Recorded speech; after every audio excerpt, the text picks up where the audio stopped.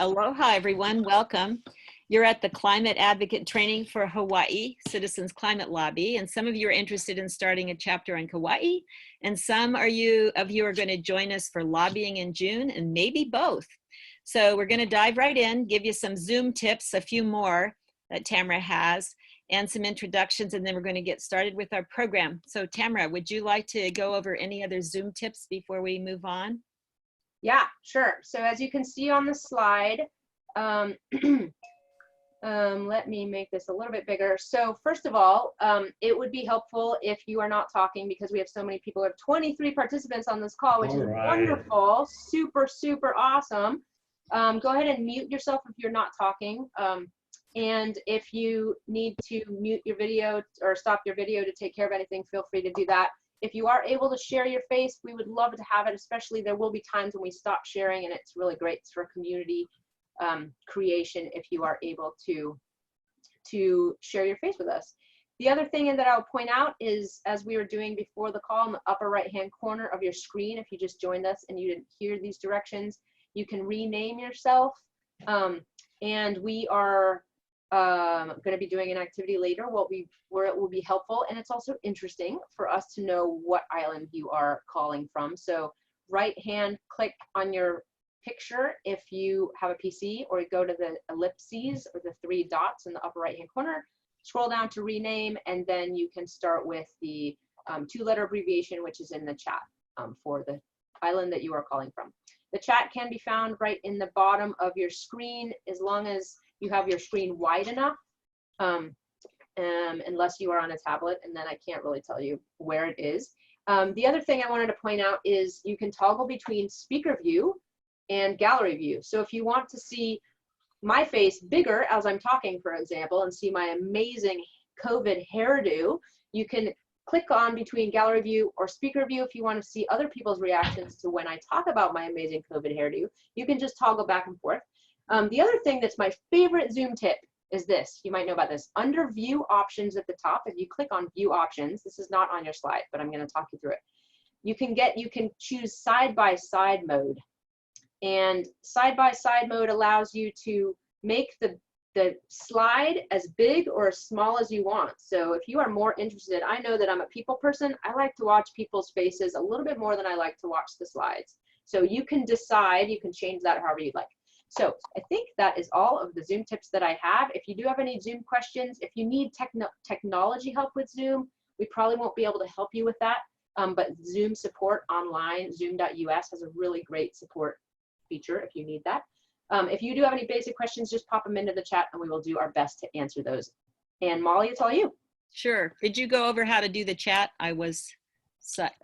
Yeah, you just if you want to write in the chat, you just double click the chat window and it will show up. And that's down on your bottom of your bar. Exactly. Oh, one other thing, if you want to play with reactions and be really engaged, we are going to give you the opportunity and try to keep you as engaged as possible, so that 2 hours is a long time to be sitting in front of a screen listening. So you can play with your reactions like this. You could clap for what people say. You could give us a little thumbs up. You could even like do it for reels. Yeah. In fact, because we can see you, you can nod and love it when I'm talking and people are nodding, or like, you know, like, what the heck? So do all that kind of stuff. We would love to have you play along.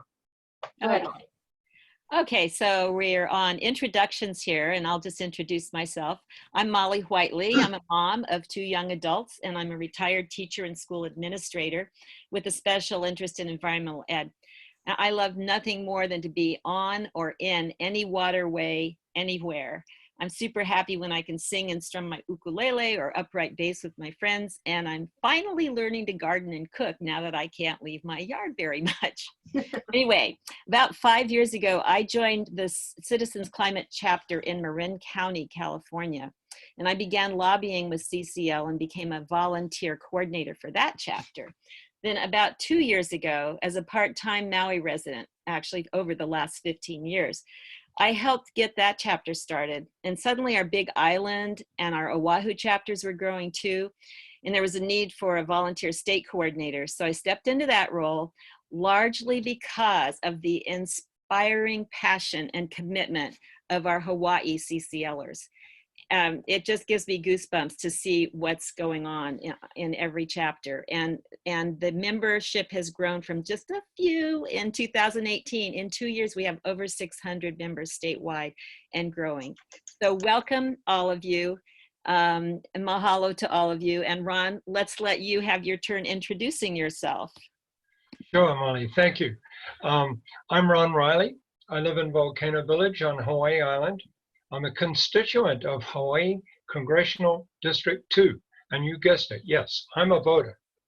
I co-lead the Hawaii Island chapter with Noelle Marin, who is helping us today with so many things on this Zoom call. A little background, I'm from Aotearoa, New Zealand, surfer and a lifeguard. I trained there as a medical lab technologist, moved to Kauai in 1969, and worked for 6 years at Wilcox Memorial Hospital. Found some time to surf and to paddle canoe for Niamalu Canoe Club with the then coach Stanford Archie. My passions include surfing, sailing, canoeing, and bicycling, all of them kind of largely, in a way, I guess you'd say, fossil-free. So it was a natural progression to join Citizens Climate Lobby and to begin working for a solution to climate disruption. So I'm here today to help encourage you to join in this critically important work. Tamara, would you go now and tell us a little bit about yourself, please? Yeah, sure. Thanks, Ron. So good afternoon, everybody. I guess it's evening. It's afternoon here still. I'm in Portland, and I really appreciate you being here with all of us. So my name is Tamara Staten, and I wear a few hats in CCL. So most relevant to my participation on this call is my role as regional coordinator for the region that includes Hawaii, which at this time is called the Greater Pacific Northwest region. And I was also recently brought into the education and engagement team to improve online trainings and support volunteers in being more engaged. So my background in CCL started in 2012 when I helped to start the Portland chapter. And I had come from education from middle and high school classrooms teaching German and Spanish, and felt like the climate was more important than teaching languages. And I also came from a background of leading wilderness therapy trips and adventure programs. So climate got put on the front burner. I put climate on the front burner for me, and jumped ship over time and have created a career that more aligns with my climate commitment. And like I said, I live in Portland, Oregon with my husband, Jeff, and our daughter, Kaya, who's 11, and I love to play the banjo and spend time on the river and eat chocolate. Oh, so I wanted to share, we have 26 people on this call, super exciting. Now we want to get to know you guys a little bit as much as we can on a call like this. So it is your turn. So if you haven't had a chance to add your island to your name, right click and rename yourself if you're able. In the chat, we're going to do a quick little chat introduction, is to, in 3 words, what brings you to CCL? Okay, so for example, ooh, nice one, we need action. That is awesome. Helen was totally ready for that. So go ahead and share in 3 words, and I'm going to give us about 30 seconds for us to sort of be looking at the chat, get to know where people are fun. And as people are doing that, if you're done typing in the chat, you can just be looking around, getting to know some faces and some names. And you can also notice who is on my island. So retired environmental, climate. I love that. Retired environmental professor, collaboration, urgency, and community. Love it. Saving future generations, future environment, youth, civic responsibility, hope, action, nonpartisan, pricing emissions. My brother Chip, concern for our world, doing what I can, environment, climate change, saving the planet. Yay, well, looks like you're in the right place. So that's good.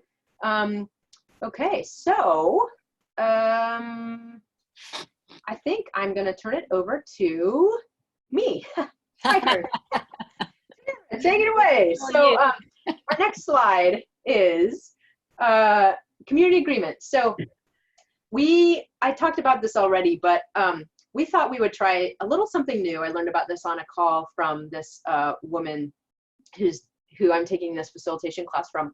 And I thought it would be fun for us to have a set of community agreements that, we can, because it really makes it helps us as facilitators, and it makes your experience more fulfilling if you are able to be present and to be open, to be engaged, and have fun. So if you are interested in agreeing to these community agreements, in the chat, go ahead and add, I'm in. You can add an exclamation point if you want. You can just do a question mark. If you're not so sure, you can do nothing. If you're like, nah, I'm not going to do it. So I'm not going to hold you accountable. But if you are into these, share us in the chat. I am in, and then we will keep on going. So I think that is, now we're going to talk about the agenda, and I'm going to pass it to Molly. Okay, let me get my slide up there. Oops, sorry. So, hi there again. We plan to visit these topics in today's workshop in this general sequence. So we'll do all we can to keep this workshop interactive and engaging, and we really want to get to know each other too. So I think everyone can see those. You might be able to see them better than I can. Oh yeah, CCL background and values, what inspires us, bipartisan work and climate solutions, CCL methods, and organizing around the 5 levers of political will. So we're going to do our best to get this, to do this in a fun way. So we scheduled in some movement breaks.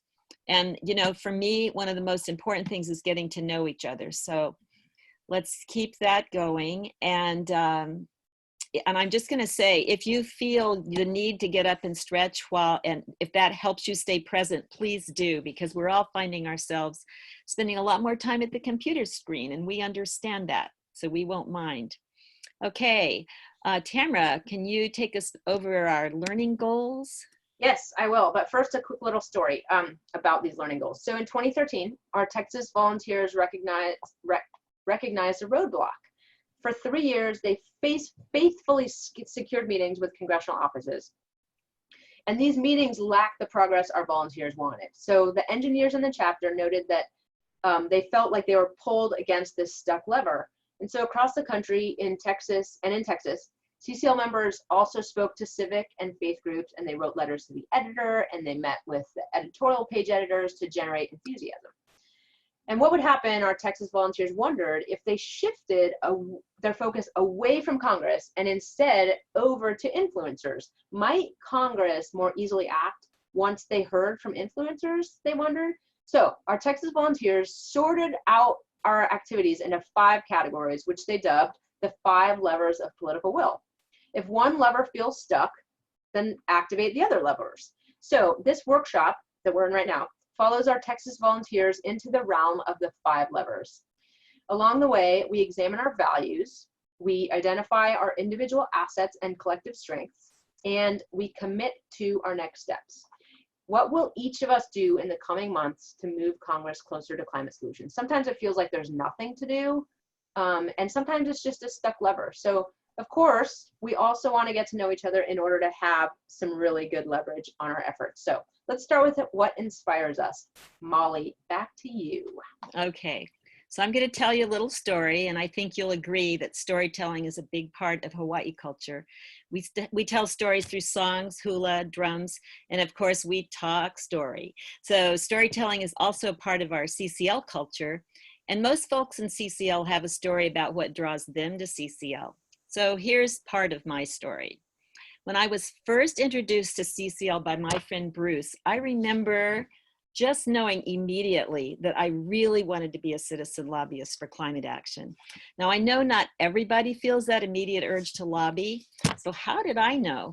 Well, I'd say it had a lot to do with some field trips my family took when I was growing up. I was really fortunate that my parents took us several times to Washington, D.C., and each time we would drop in on a member of Congress.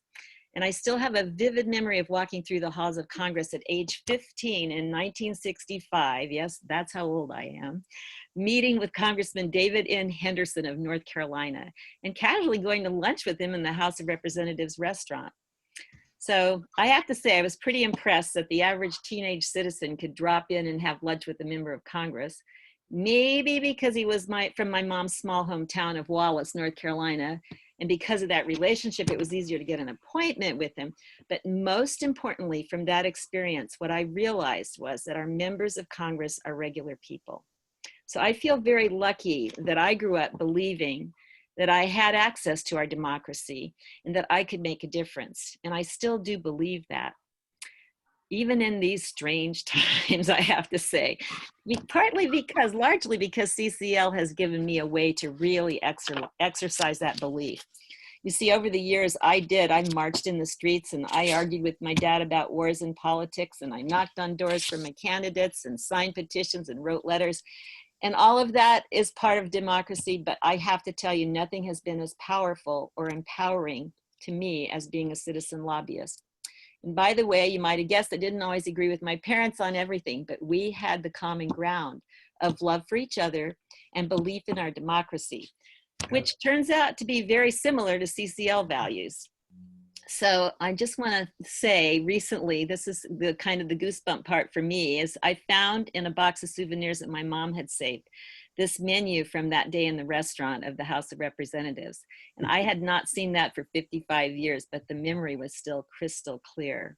Of course, the prices have gone up a lot, but anyway, these recent lobby trips that I've made every June for several years now are as memorable and energizing as my trip in June of 1965.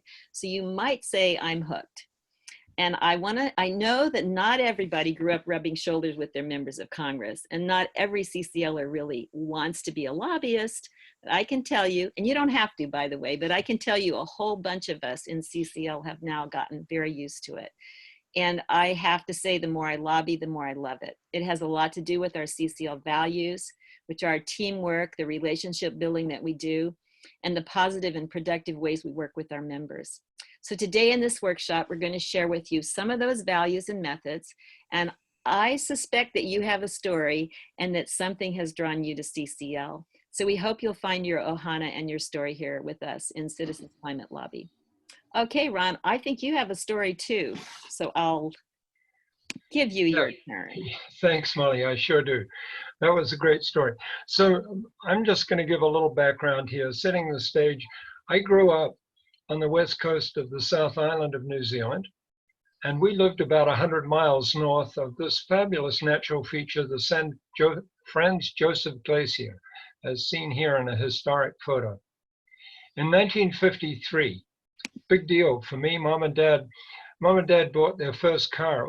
For those that are interested, it's a 4-cylinder, 10 horsepower Ford Prefect, probably a valuable collector's item today.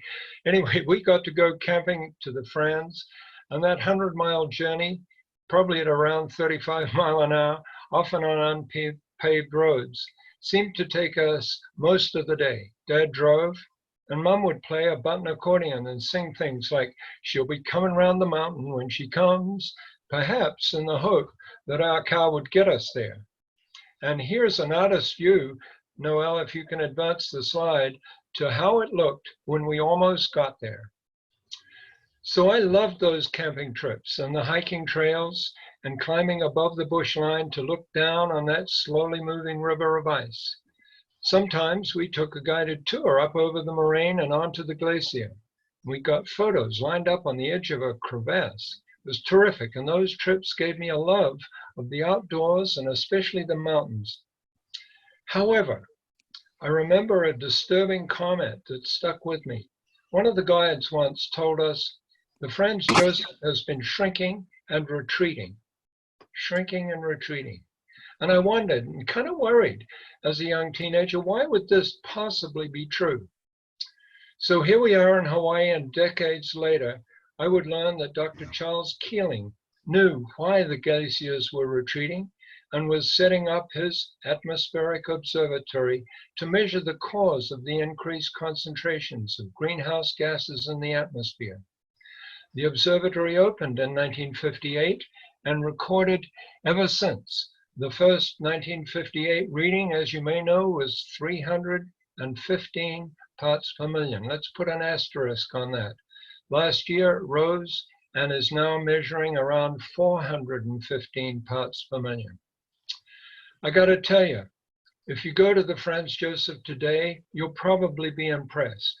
But still yet, if you'd seen it in 1953, as I did, you'd say, wow, it's a sad, shrunken remnant of its former grandeur. And I feel a sadness about that.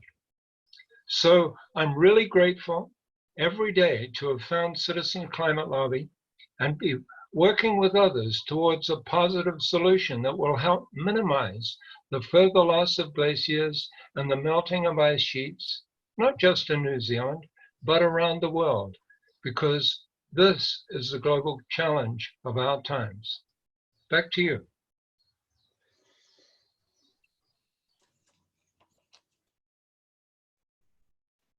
Tamara, are you there? Yes, I'm here, but that's you. That is you. Oh, that's me. My apologies. All right. I was needing to start setting up breakout rooms too, so I'll wait on that. So I think that I was going to share that there may be other regular people also called by something deep inside themselves to act on climate. And so you see on this slide some of the men and women of the House of Representatives. And they are the original co-sponsors, some of the original co-sponsors of the 2019 Energy Innovation and Carbon Dividend Act, also known as HR 763. So that's what when we say HR 763, that's what we are referring to as the bill that we advocate for and support.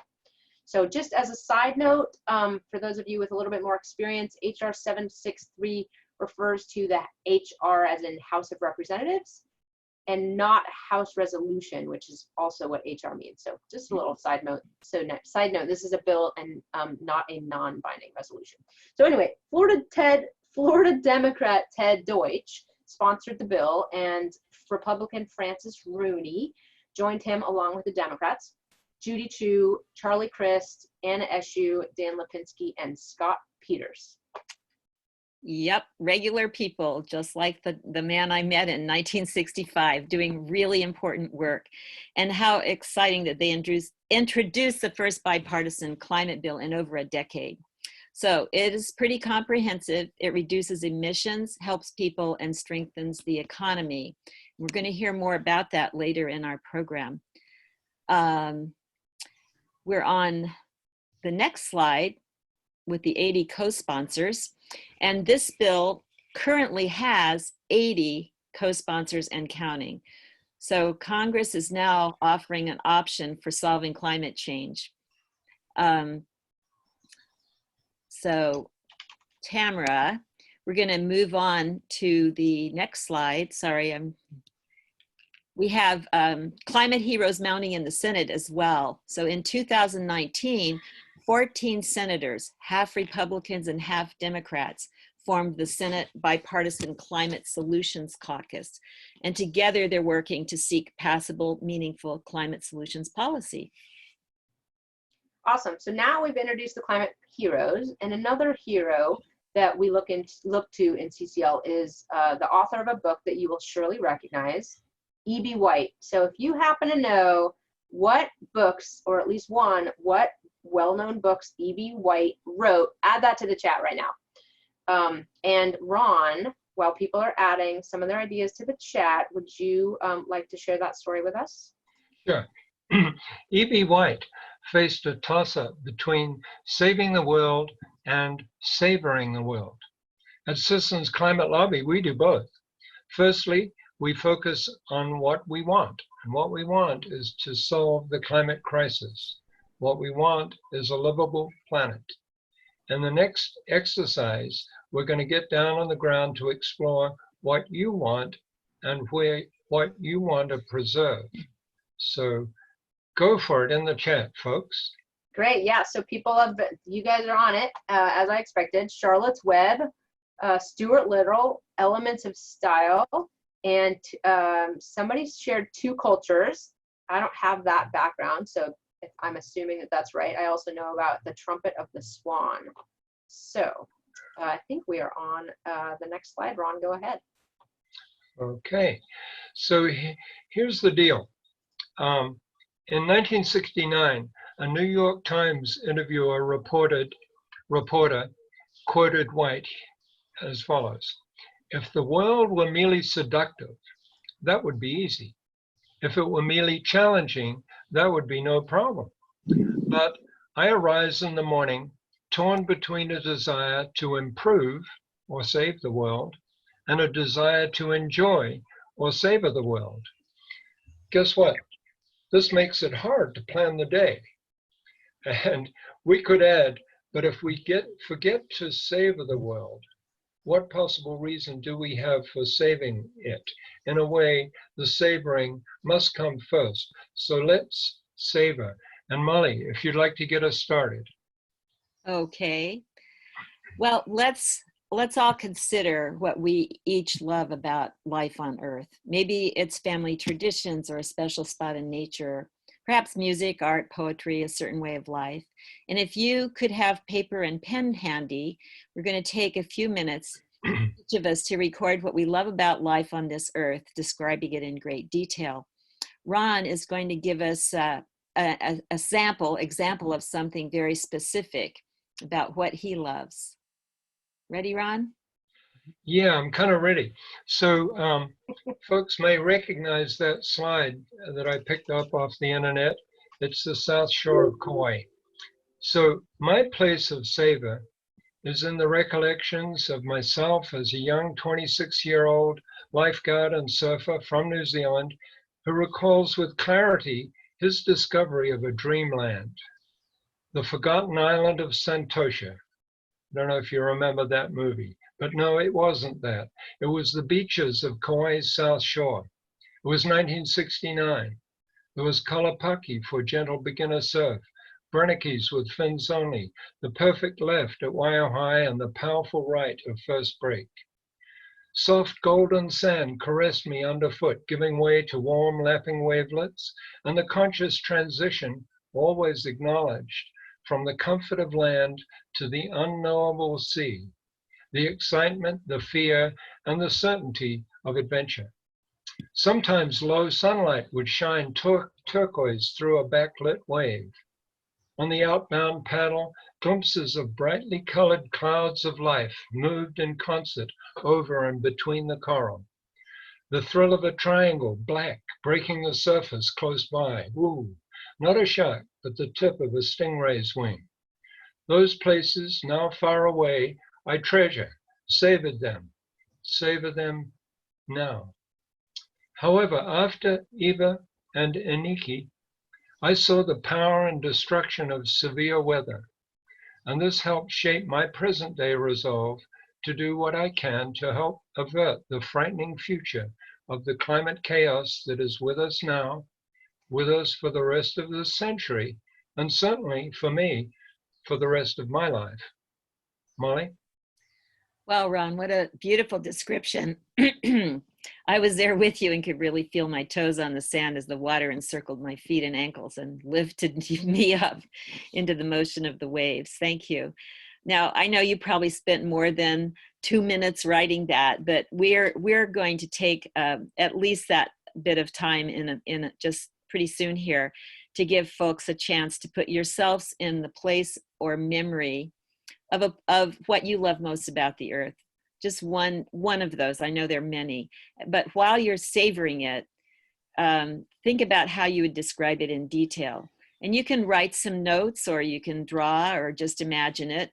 And you'll have a chance to share that with a small group in a breakout room in a few minutes. So as you do this, think about your 5 senses. What do you see, smell? How does it feel on your hands and feet? Who shares it with you? When does it happen?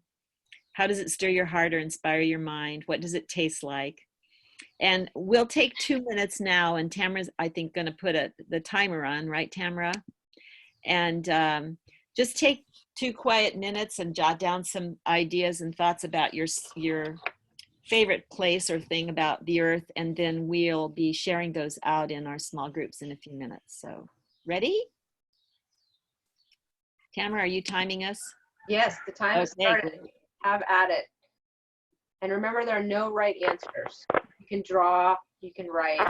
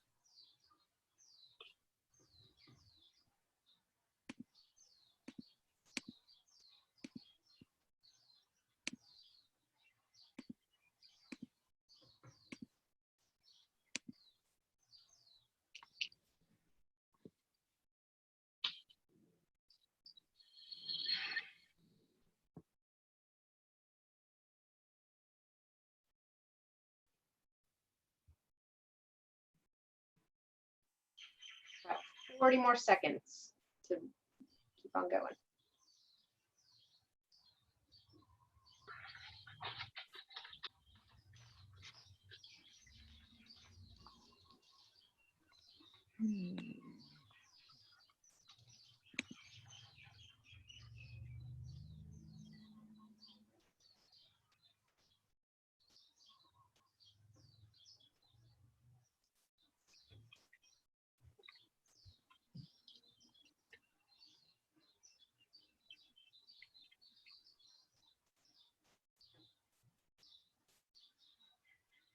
Okay, go ahead and wrap up your thoughts or your picture or whatever you did. And let me find myself here. Okay. While you're getting us ready for the breakout rooms, I'll just give some instructions here. So you're going to be sent to your rooms in a few minutes, and you'll be, I think, probably 4 or 5 of you in a room. I'm not sure, but let's just, to keep it simple, have the person with the longest hair, if you can tell who that is, go first for a minute, and then other volunteers as time allows. And so just share your story. And at some point you'll see a Zoom pop-up message, and it will ask you if you want to come back to the main room, but you can decline that offer because you'll have another 59 seconds and you will be automatically brought back after that anyway. So if there's anyone on a phone, you can mute and unmute by pressing *6. But I think we're all on. Yeah, it looks like we're all on video. So, the thing I want to just mention is go ahead and take a minute to just briefly introduce yourselves too. I know it can be sort of strange to pop into a room full of strangers. So go ahead and, whatever makes most sense to you guys. I've put you in cross-island groups so you have a chance to get to know people on some other islands. Great. So if we're ready, remember, longest hair goes first, and then whoever else is ready after that. Here we go. You have been invited to join a breakout room.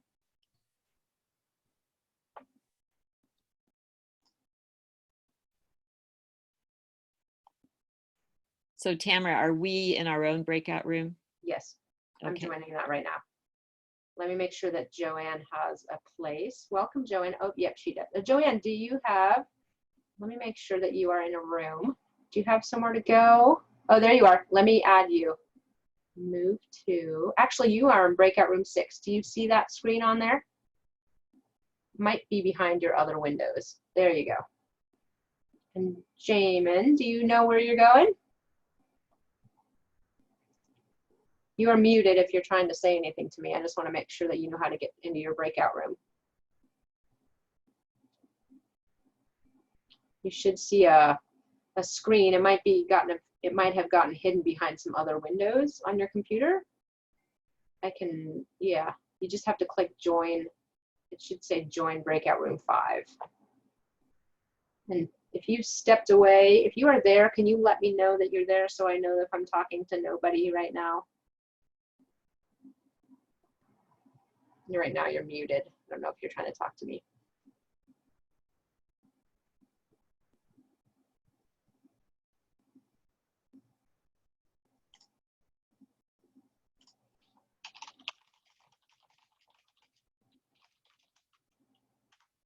Hi. I'm not sure how to pronounce your name. Is it Inchi? Or if that's your name? Yeah? Okay. Do you need any help getting to your breakout room? Let me unmute you so that I can hear you talk. Go ahead. I haven't seen anything. Oh, you haven't? That's okay. Empty. Okay, let me check. I see that you are supposed to be going to breakout room 5. Is it possible that there's a window behind a window on your, are you on a computer? I really have no idea what I'm doing, so don't ask me to do anything. Okay, gotcha. Well, how's your experience going so far? I'm listening. Yeah? Okay, are you really new to CCL? Excuse me? Are you new to CCL? I know Ron, so this is how much connection I have. Okay, great. Well, I'm not exactly sure how to help you get into a breakout room, but what I would like, let's see. So would you like to continue to talk with me, or would you like to take a 5-minute break on your own? Oh, the 5-minute break would be okay. Okay, great. So go ahead and take a 5-minute break. Let me, oh, you know what? I'm going to go move Tasha. So go ahead and take a break, okay? And we will Okay. see you in. Oh, before you mute me, Yes. how do you put the, because that little window came up, I should put down where I am from, which island, but I don't know how to do it. Oh, okay. Do you want me to just rename you myself, or do you want me to teach you how to rename yourself? I wouldn't mind to learn it. Okay, okay. So if you're on a computer, then you can mouse over your photo, and in the upper right-hand corner of your photo, there are 3 little dots. Okay? Stop video, rename. Yeah, rename. Click rename. And then you'll see. Oh, and then, okay. Yeah, and then type in whatever island abbreviation. Shall I do, okay, Hawaii. Yeah, so that's, are you from the Big Island? Or I think we're doing BI for Big Island. Yeah. Yeah. Or Big Island, I can do that too. Yeah, great. Okay, wonderful. All right, so I'll just plan on you taking a break, and I'm going to pop over to these other leaders and see how they're doing. Jamin, is there anything that I can do to support you? I haven't been able to hear from you, so I'm thinking maybe you're taking a break also, unless you are needing some help. Thank you. Thank you for the help. You're welcome. And will you tell me how to say your name? No, it's Irene. I don't know why it's coming up that way. Irene, I'm going to rename you. Because that's my nickname, and okay, there it is. I just renamed you. Is that right? Thank you. Yeah, you're welcome. You're welcome.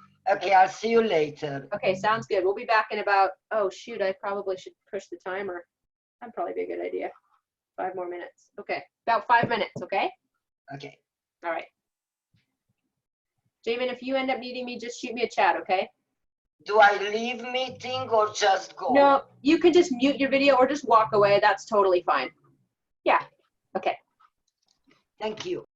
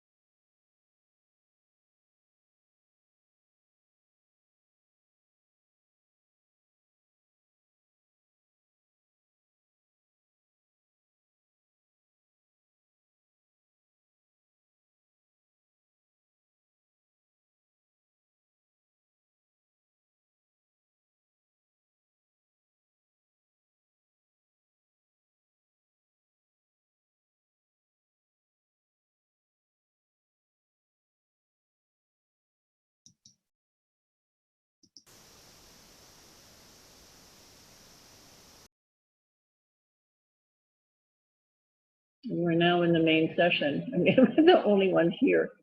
Oh, No, Irene's there. I'm gonna mute myself. Hi, Irene. I'm gonna.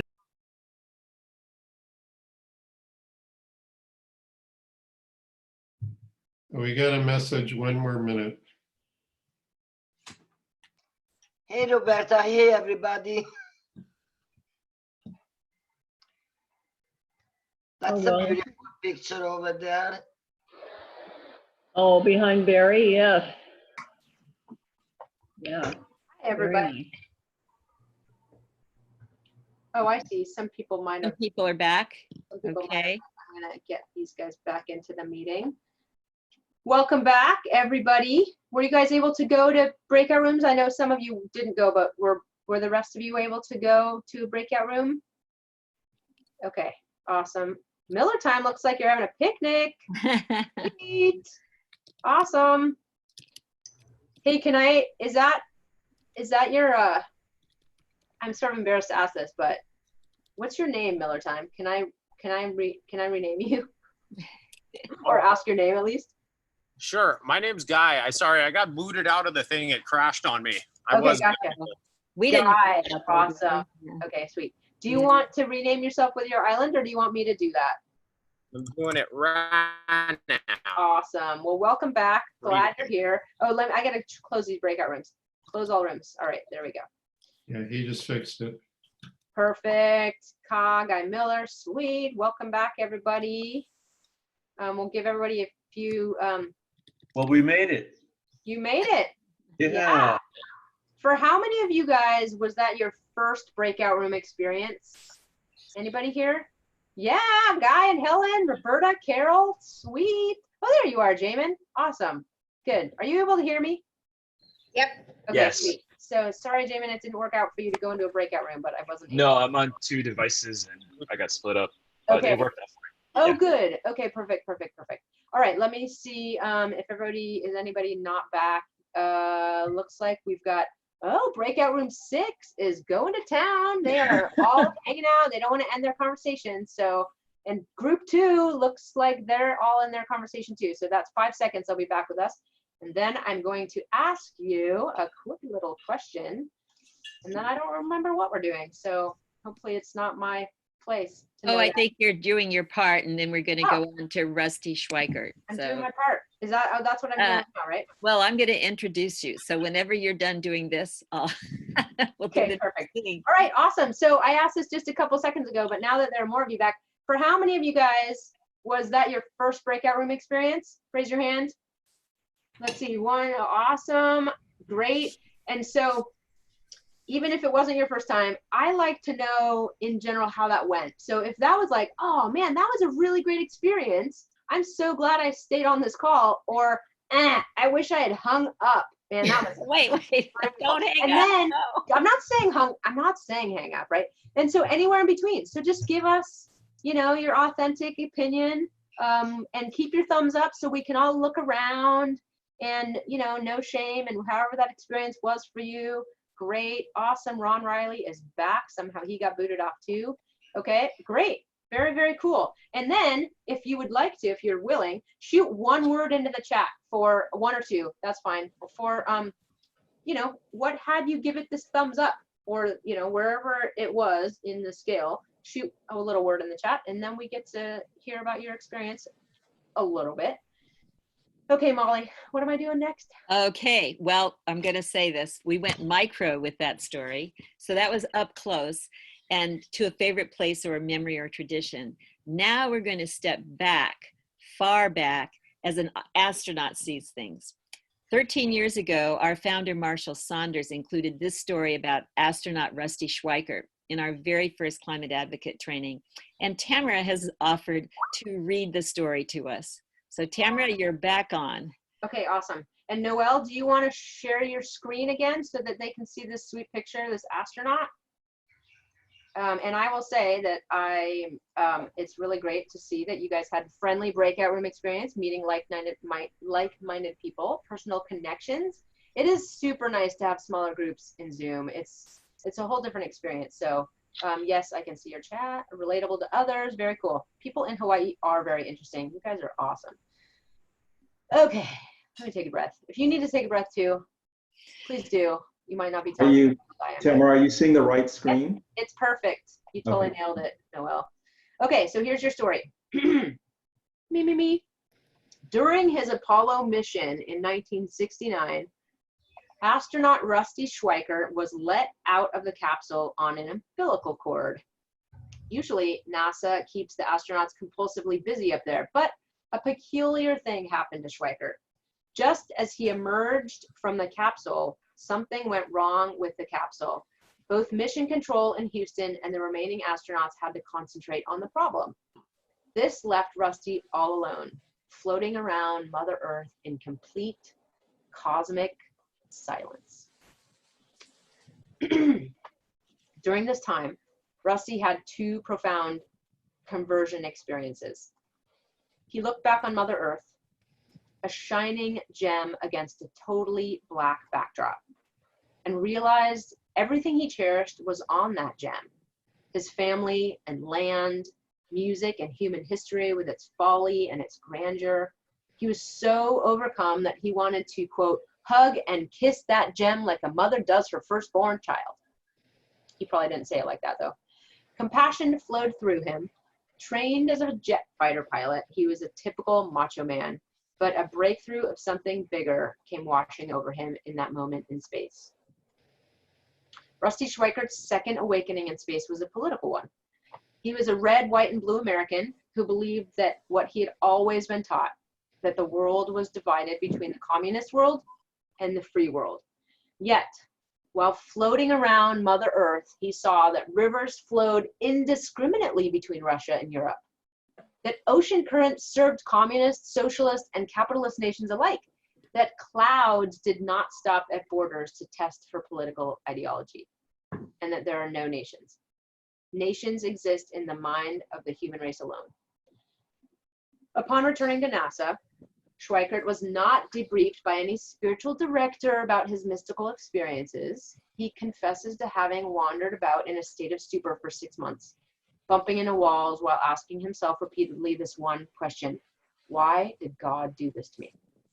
Finally, he concluded that God did this through him so that others might hear the message. What message?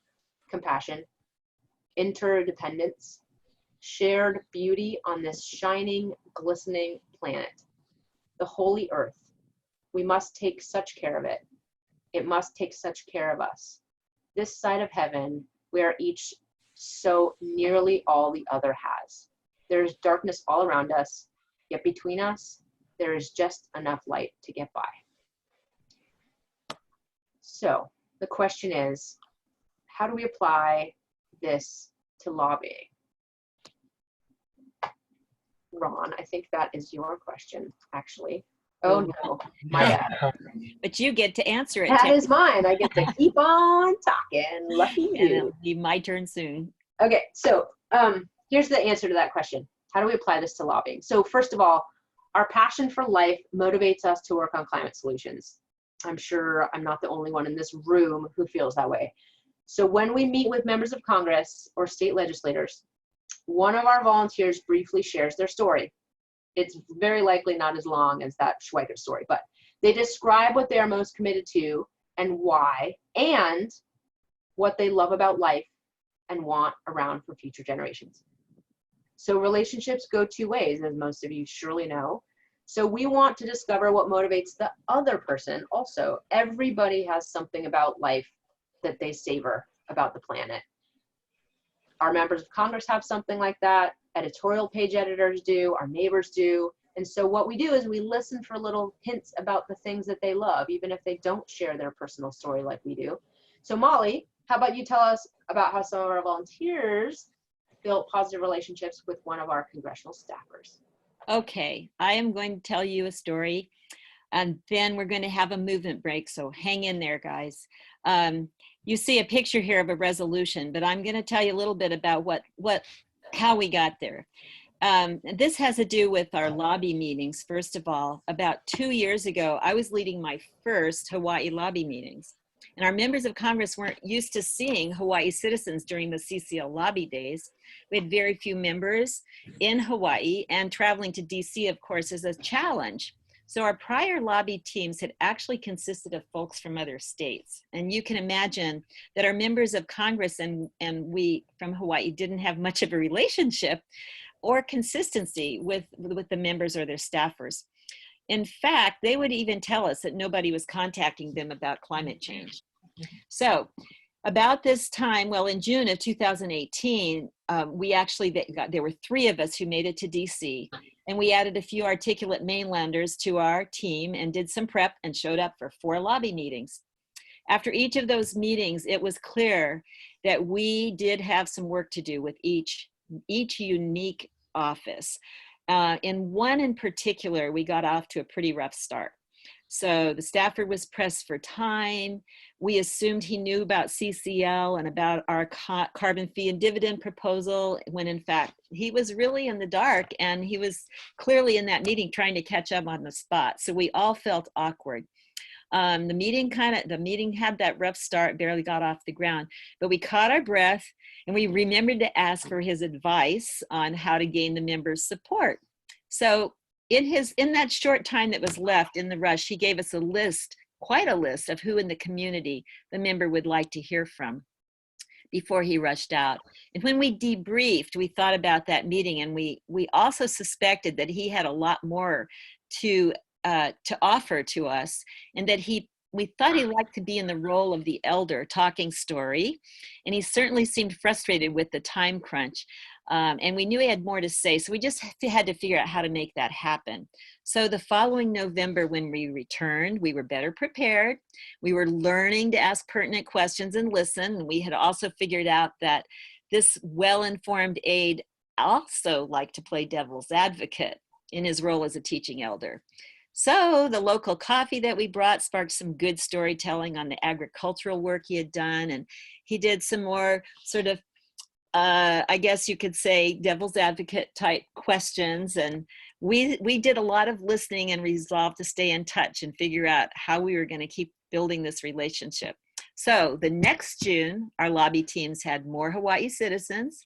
They were still new to the process, and one of our members almost got caught up in an argument when a devil's advocate moment occurred. But another team member with a little more experience in the lobby situation rescued it and used our respectful CCL approach to acknowledge the concerns and the values he was expressing and ask for permission to get us back on track. So those are some key ideas we're going to go over later. But I just want to finish this story up here. We finally were beginning to feel like we knew this staffer, and we understood that his objections and concerns that he raised were actually from the heart. He was teaching us, and we realized that his concerns aligned with ours, really. Population growth, vulnerable communities, blue collar workers. We just needed to get better at reflecting back to him and identifying our areas of common ground. So by the end of that meeting, he'd invited us to conference calls and talk story anytime. So things were getting better. We kept in touch and provided him with positive updates and pertinent information. So by the time we went back in November and we asked how much time we had for the meeting, he said, as much time as you need, which was a real turnaround from our prior experiences. So the meeting went on for an hour. We talked story. What a difference. And his parting words were warm and with sincerity gave us each a hug and said, stay in touch and keep fighting the good fight. So that gives me goosebumps when I think about that. We had made space for each other. We'd built positive relationships, and he had come full circle in support of carbon fee and dividend in HR 763. So now you see on this slide, you see a picture of a resolution. Based on his advice, we went out working to get endorsements. And you can see the product here of relationship building that has gone on prior over quite a few years, because this was accomplished by several of our Maui members, some of whom have built those relationships over, 30 years, even with members of the Maui County Council. So this wasn't just relationships. It took some diligent work and testifying at county council meetings to get this very significant resolution passed, which is both in support of HR 763 and the local state Senate Bill 3150, which is currently in process in the state legislature. So it's an example of when we use that grass tops lever of political will, showing we're building support, our members of Congress take note. And one of our members here, Jeff Stark, is here today. Jeff, I hope I represented that process. I know it took a lot more than just relationship building, but can you wave? So we can see who you Yes, are. I can. And I just want to point out that I think Jeff would be a great mentor for others who wish to accomplish similar resolutions or public policy work. Since we have to keep moving, I just wanted to point that out. This is I think a great example of the diligence and the relationship building that it takes to accomplish what we're working toward. So with that, I think it's time for a little break. Tamara, do you agree? Yeah, definitely. So thanks for hanging in there for all of our stories. We have a little ditty for you. So feel free to move or not move in whatever way you feel inspired. You can dance with me. You can sit there and laugh and watch me and just like stretch your back. Whatever works for you would be awesome. Looks like we're not sharing any screen, and Noelle's working on pulling our music up. So yeah, you can stand up and stretch if you'd like, and there we go. Noelle, that's not quite it, right? Almost. We're getting close. The sound is working. Very close. Almost. Wait for it. We're just making you really want it. That's what we're doing right now. Stretch it away. Feel free. You can stop your video too if you're more comfortable with that. Whatever works for you. It's maybe like 2 minutes or something, right? Noelle, you're playing that drumming one, right? Is that now? Sorry about that. I'm trying to. It's not playing where it's supposed to. Okay. Want me to drum? Yeah, here we go. That's it. There we go. There we go, yeah. That's it. So we'll about a minute or two, I think, right?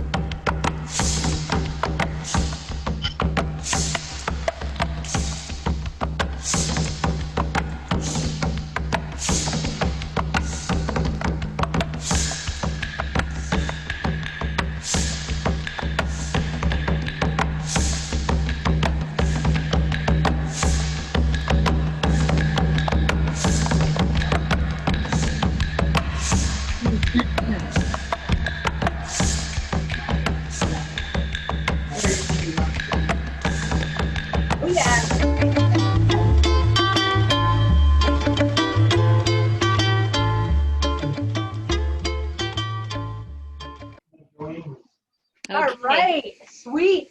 Well, we lost them. They all left us. At least they didn't like leave. Good. You got some water? Important, or whatever you're drinking, Keith? Good. Nice to see you guys are hydrating, or whatever you're drinking in there. Who knows? Never can tell. It's really hot over there, I'm sure. How hot is it? Can you guys drop me quarantini? Quarantini. Hey, drop me some temperatures in the chat, would you? Drop me how hot it is where you are, and I will tell you. I will drop in the chat how balmy it is here. Okay. And then so yeah, versus 54. degrees. I'm wearing a hoodie and ye galls are not. Yeah. Okay, sweet. So let's 54. see. 82. My goodness. Mhm. Really, really warm. Okay, so it looks like we have about half the room, 3/4 of the room back. Cool. Welcome back. So hey, y'alls, if you're in your house and you can hear me, we're going to get started. So just come on back whenever you can. And Molly, where are we at? Let's see. We're going to talk about the bill now. And Tamara, I'm going to say, I think our question and answer time may get squished. So we may have to have people, just so you know, we may have to have people put their questions in the chat or something like that. So yeah, anyway. That's a good point. So let me just say this before Molly and before all of us start talking about the bill. We are going to give you like a bill primer. it's sort of ridiculous for us to think that anybody would, well, you will very likely have questions, and we're not going to have time to go into most, if any, of those questions, but I'm going to pop a forum into the chat. So just know that if you have questions later that you want to delve into, I will put some resources in the chat that you can get that, or you can email us, and we're also sending out a list of resources after this call. Right. So 3 ways to get answers, and there's always our email. So let's get started so that we can try to get on schedule here. We're going to circle back to the news that Congress has a bipartisan idea introduced as a bill with bipartisan support, and we mentioned that in late 2018, the House and Senate both introduced the Energy Innovation and Carbon Dividend Act with Republican and Democratic sponsors. Great step forward. This bill came a little too late in the session for any movement, so it had to be reintroduced in the House as H.R. 763. Congress will take H.R. 763 through committee hearings, committee votes, and a floor vote. And we will keep the drumbeat for its success going and growing. Okay, good pun, Molly. Good one. Okay, so let's take a deeper look at this bill here on your screen. You see this green screen, the good green screen.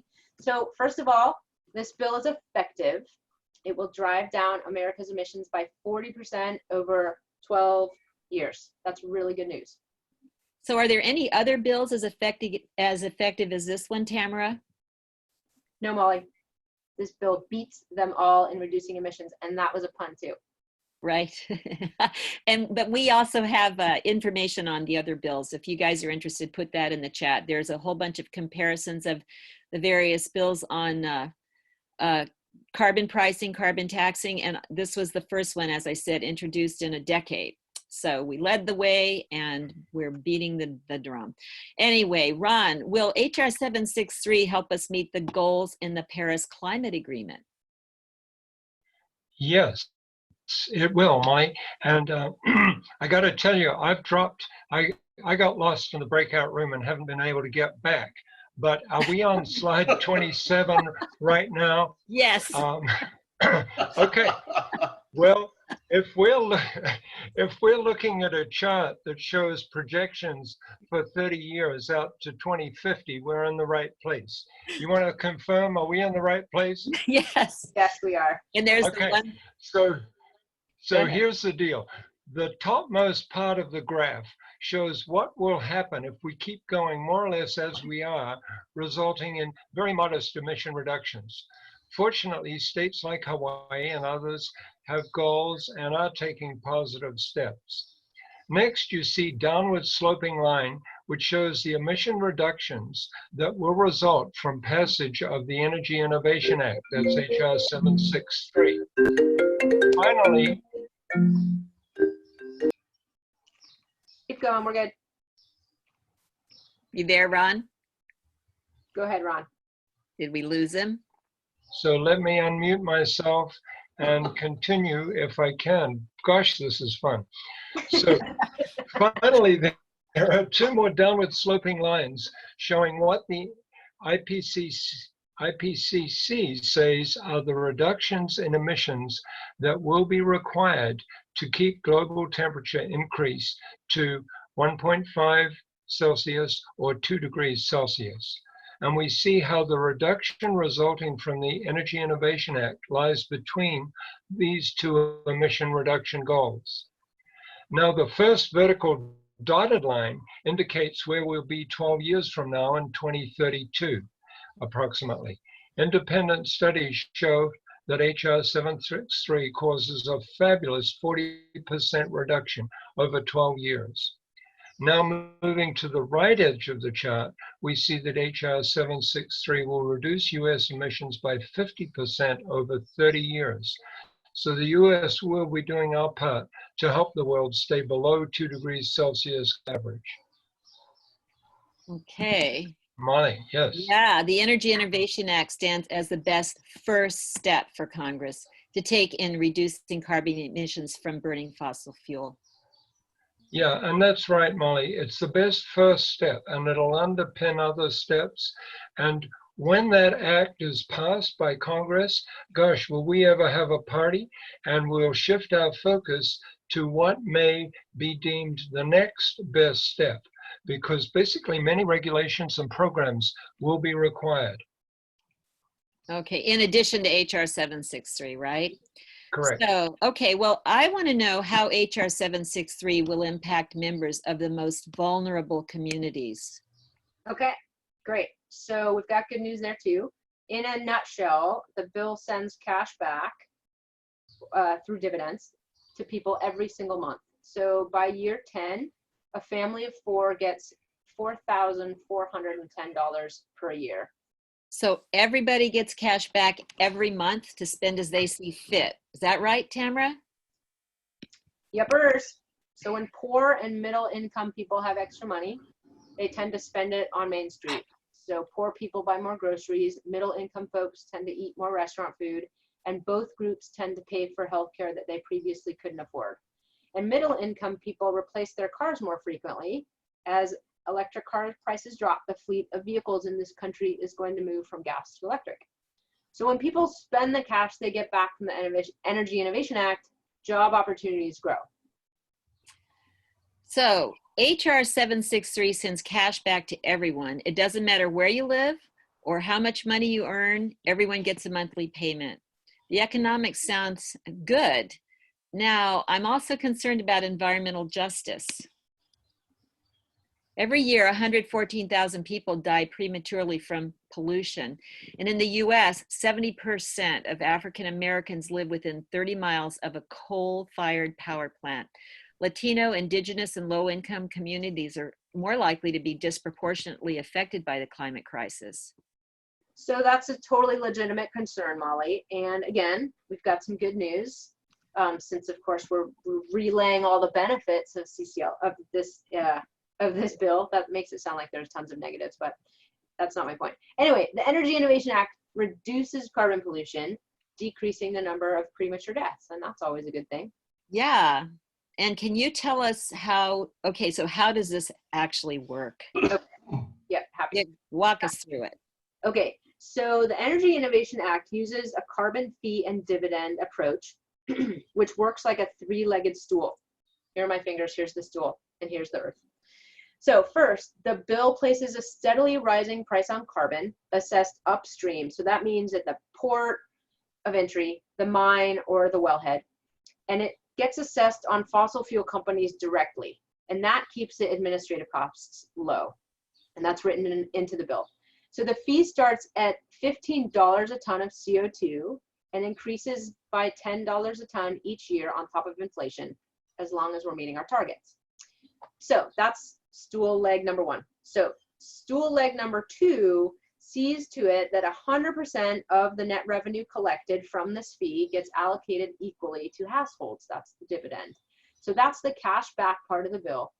And for many years, we used a three-legged stool analogy with 3 parts. Once the bill was dropped in Congress, though, once one more leg was added. What happened to our third leg? Wait, oh, the third leg, here it comes. Okay, never mind. Forget what I just said.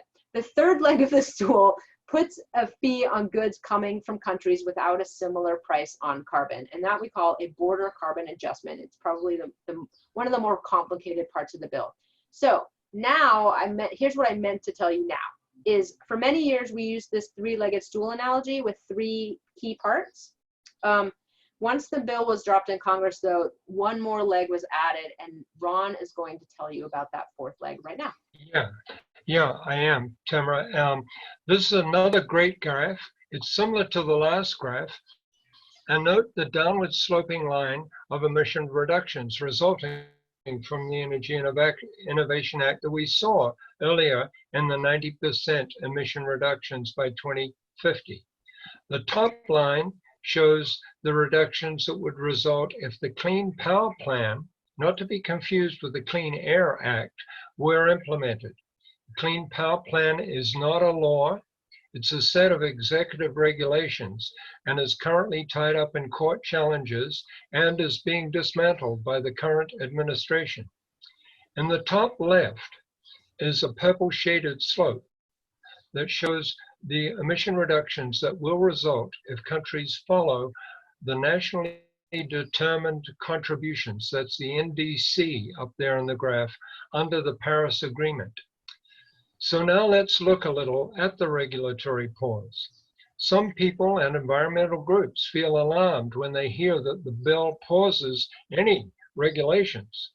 I worried too when I first heard about this part. Would it derail our efforts to solve the climate crisis? After investigating it, I came to see the wisdom of the regulatory pause. The bill's authors identified a short list of current and future regulations that address the same greenhouse gases that are already covered in the Energy Innovation Act. And they temporarily paused those regulations. It kind of prevents a double jeopardy. If you're taxing something, maybe you don't need to regulate it so much. So Ron, what about CAFE standards on vehicles and the Clean Air Act? Sure. CAFE, that's the Corporate Average Fuel Efficiency Standards and the Clean Air Act. They continue unabated in full force and effect. And so which regulations fall under this pause? Okay, the Clean Power Plan, which is currently tied up in court. The Clean Power Plan, if it were enacted, reduces emissions by only 3% by 2050. In contrast, Energy Innovation Act, 90% in that same time. So I guess folks are very willing to pause the Clean Power Plan with 3% reductions so we can get a 90% reduction from the Energy Innovation Act. So we might need regulations if something unforeseen derails the Energy Innovation Act down the road. Right? That's certainly true. Yep, that's certainly true. And the bill's sponsors, the Democrats and the Republicans that introduced it, they included what's been called guardrails or tune-ups. So if the bill falls short of its climate goals, and these are spelled out, what the goals will be in the bill, the annual fee increase will automatically increase from $10 increase every year to $15 increase every year. And after 10 years, there's a second guardrail, which is amazing. If we do not meet or exceed the bill's climate goals, even with the higher $15 rate increase, the bill requires, not allows, it requires and obligates the EPA to regulate greenhouse gas emissions so that the goals in the bill will be met. And I guess the neat thing about that is Democrats and Republicans found a balance between their often opposing positions on regulations versus market-driven forces. So I know this might spur some questions for folks, and because of our limited time here, what I'd like you to do is if you have questions about the regulatory pause, or as you hear anything else that you wonder about, if you could put those questions in the chat, that would be great. And of course you can email us and we'll give you our email address at the end. So I think we're going to keep moving. Let's recap quickly. The Energy Innovation Act aligns with our values. First and foremost, it works. It reduces emissions by 40% within 12 years, leaps and bounds beyond the effectiveness of any current greenhouse gas regulations. Economists and scientists find it simple, comprehensive, and effective. And we also like the EIA because it is good for people. It improves health, saves lives, reducing pollution that Americans breathe. People get cash back every month to spend as they need, helping low and middle income Americans. And most will spend the money on Main Street, as we said. So we like this bill because it's good for the economy. And these ideas emerged from bipartisan conversations in and out of Congress. So both the 2018 and 2019 version include Democrat and Republican co-sponsors. So I think our next slide is questions, which we were hoping to have a conversation about, but Tamara, I think because of our timing, we're going to have to take questions, written questions, and respond to folks. Yeah, I'll put the link to the forum Okay. the next time that I am not talking. Okay, Yeah. so let's Okay, so we can skip that 10-minute slide, I think. Yeah. So now we're going to talk about how. So we've talked about our values, and well, we meant to talk about yours, but we didn't get to that so much. We studied the bill. Actually, you talked about your values in your story in your breakout, so my bad. We did talk about your values a little bit. And so now you might be wondering, perhaps, how do we inspire Congress to lead? How do we get people to join us in helping Congress find its way forward on this? How do we have those conversations? Okay, great question, Tamara. And I'm thinking that since there's a slide here that says movement break, we ought to take it and then come back to answer the how. Is that all right with you? Yeah.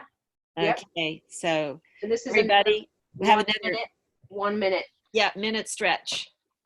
Yeah. Are we listening to music again, Noel? I think he's getting it worked out. Feel free to stretch regardless of the tech that's happening. Oh, there we go.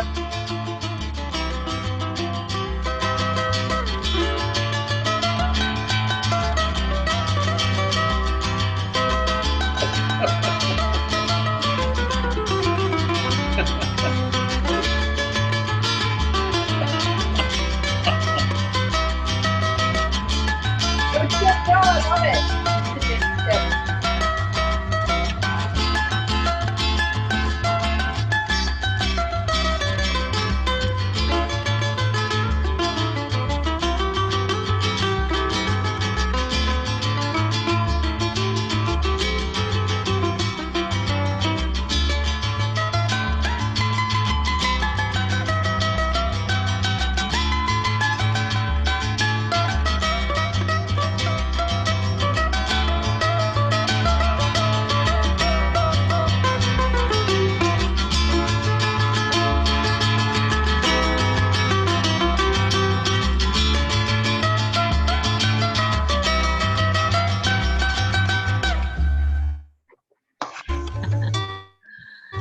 That was the best part so far. Great dancing. Was that Jeff? No, it wasn't Jeff. Who said that? Jeff's not here. Oh, okay. Woo, that was I fun. can't see everybody either. We're in Chip, you inspired me. Thanks for dancing. That was awesome. Yeah. All right. Well, so we have a bunch of stuff to cover here. I guess we could talk faster. We want to talk about building authentic relationships, and Ron is up next with that. Yep, I'm here. Story, another CCL story. You ready, Ron? Yeah, I am. Thanks, Molly. Okay, so this is a little story that I'd never heard before, but it's Gandhi and General Smuts. And many people know that Gandhi's efforts to end the British colonial rule in India in the movie and all that good stuff, but he also, prior to that, had fought for rights of Indians living in South Africa. And he came right up against General Jan Smuts. And Gandhi here's a short man, 5 foot tall, traditional Indian garb, Smuts towering above him, over 6 feet, head to toe, military regalia, medals of honor, all that stuff. When they met for the first time, the story goes, and I believe this story, Gandhi walks over, looks up, Gandhi walks up, looks over, and quietly says, "I've come to tell you that I'm going to fight against your government." Smuts, looking down, says, "Oh, really? You got anything else you want to tell me?" Gandhi says, "I'm going to prevail." Smuts snickers and says, "Well, how are you going to do that?" Gandhi smiles and replies, "With your help." Unbelievable. Ultimately, Gandhi won the general's respect and friendship.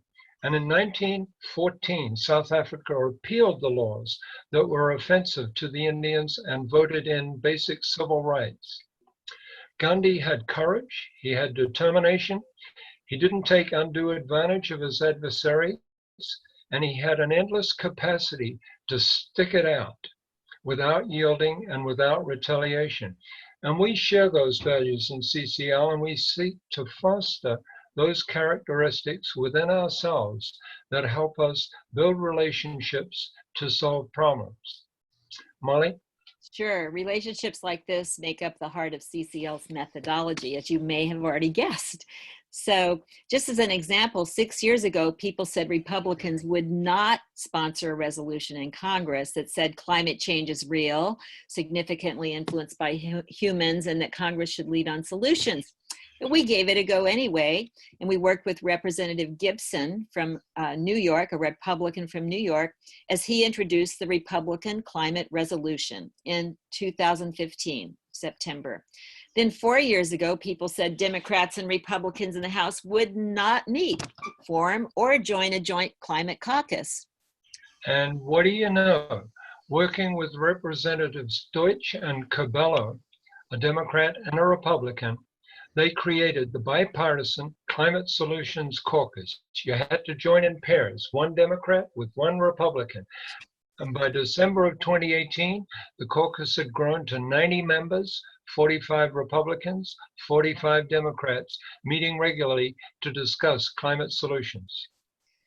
People thought that the Senate, however, oh boy, the Senate, that they would never follow suit.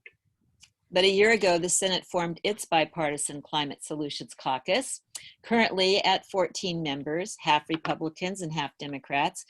And people told us Republicans and Democrats would never co-sponsor and introduce the significant climate legislation together because it hadn't happened in over a decade. And boy, was that an amazing event. We had ignored the naysayers, and Citizens Climate Lobby had worked for about 10 years with all members of Congress. And today, that bill is introduced into the House. 80 members co-sponsor the Energy Innovation and Carbon Dividend Act today.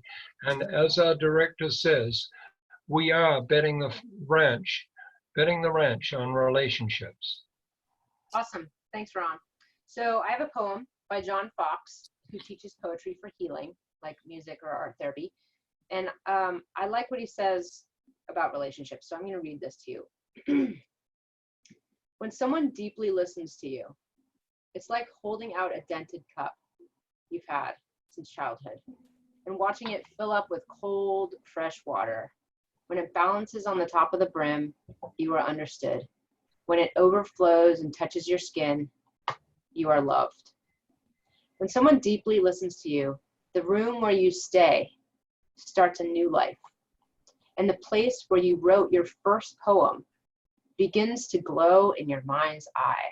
It was as if gold has been discovered.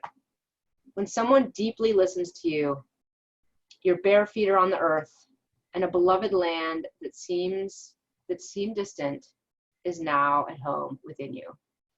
And if you agree, if that resonates with you at all, just say one word in the chat, like yes, or totally, or however you spell that, just so we know, like, yep, you get that, okay? So, Molly, go ahead. Yeah, well, that poem says to me that when someone feels heard, they feel at home, at ease, and open. And that's the place where all things seem possible. So people learning how to deeply listen use tools called reflective listening or values-based conversations. Sort of, well, what I mentioned in my story about our building our relationship with our staffer. And so Tamara, do you want to go on here? Yeah, totally. Yeah. So before we move into the details on values-based listening, let's consider what it looks like when someone doesn't feel heard. So I encourage you to imagine maybe the last conversation that you were in where you didn't feel so heard. So when I think someone isn't hearing me, I might repeat myself over and over, hoping repetition might help it sink in. It's not generally my style, but I might do that. Sometimes I catch myself getting louder and louder. Might have happened this afternoon, perhaps, on our little walk, as if shouting would help this other person hear me. It doesn't. Or I get quiet and say nothing, because after all, why should I try if you don't really want to hear what I have to say? Or worst case, well, maybe not worst case, I might turn on my cell phone and just walk away and turn my attention to people who do want to listen to me or feel like they want to listen to me. So if we want to have our turn in to talk to somebody who's really ready to listen to us, then we can start by deeply listening to them first. So you'll see on this next slide, CCL has offers webinars on reflective and values-based listening, which we highly recommend. And it would take us quite a while to go into the details today. So we've just decided we'll summarize the steps here. And these are practices that are effective with the public, with friends and family, and in our lobby meeting. And the basic sequence just runs something like this. You validate the person's statement, you reflect back and confirm what you think they said, identify and confirm their values, find common ground with those values, and ask permission to express your thoughts related to those shared values.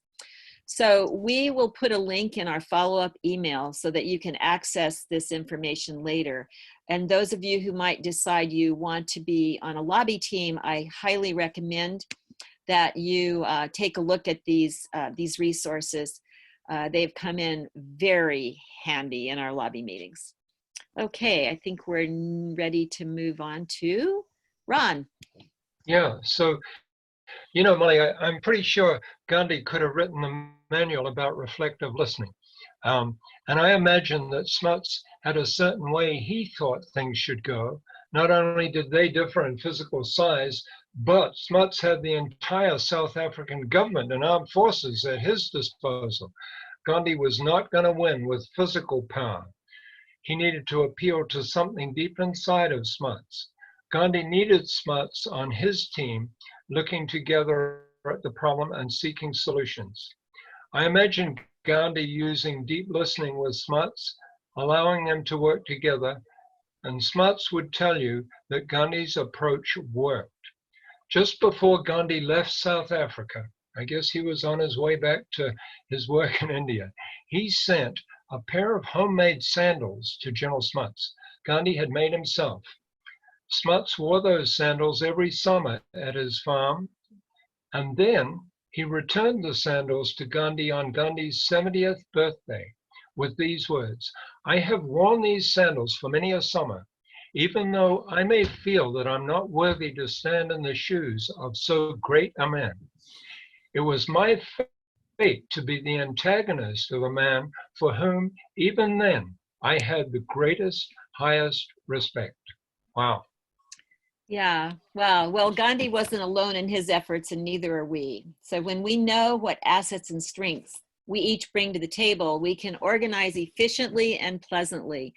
For example, if you ask me to manage a database, well, I will, but I find it tedious and tortuous, as some of you who know me.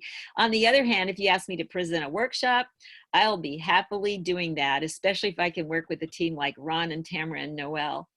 But just best to send me to speak at a Rotary Club on Zoom and find me a partner who can track at a database, which club I'm speaking at and what connections we made at the previous talks and that sort of thing.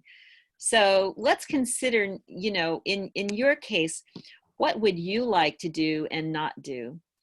And this slide is a checklist of skills and interests that you could use for a volunteer self-inventory. You could just make some notes to yourself and list in phrases or complete sentences what of these skills and interests call to you.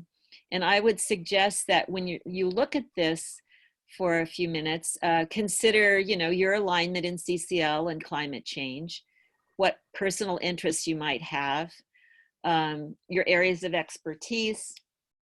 I can give you examples, but I bet you know yourself what your expertise is. And which other groups maybe you hold membership in that would relate to some work in CCL.